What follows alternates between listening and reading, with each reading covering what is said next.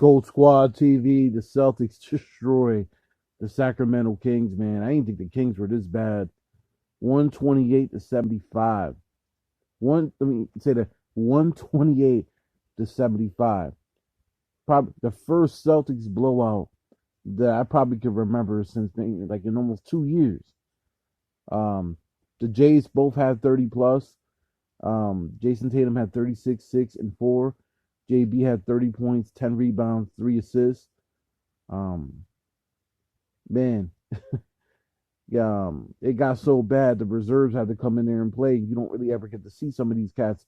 And you put any buckets, man. You seen there Naismith had 10 points. When have you ever seen Naismith have anything more than 10 points this whole season? Probably outside of maybe 1 or 2 games.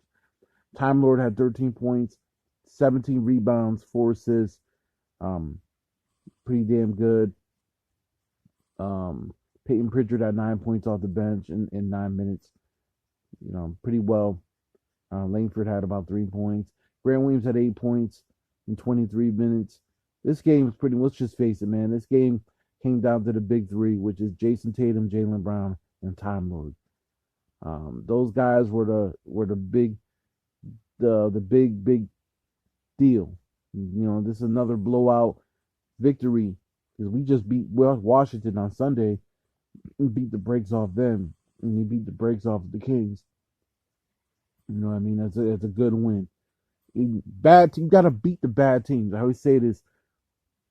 It's not the measure of competition right now. In your regular season, you got to beat the teams in front of you. We played way too down to the competition this whole year. So for us to beat the brakes off a bad team and let them know they shouldn't even be on the court with us tells me that the confidence level of this team is starting to get up. Still got to make some moves. I don't know if Marcus Smart's days are numbered. We won the last 2 games with him.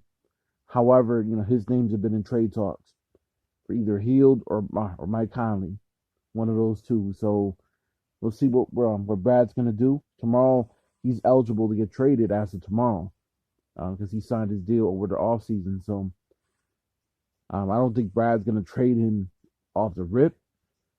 But Schroeder's also eligible to get traded, so we don't know what's going to happen. Which one is probably the better bet? Either way, Gold Squad TV, Celtics win 128 to 75. That's an ass whooping. Gold Squad TV.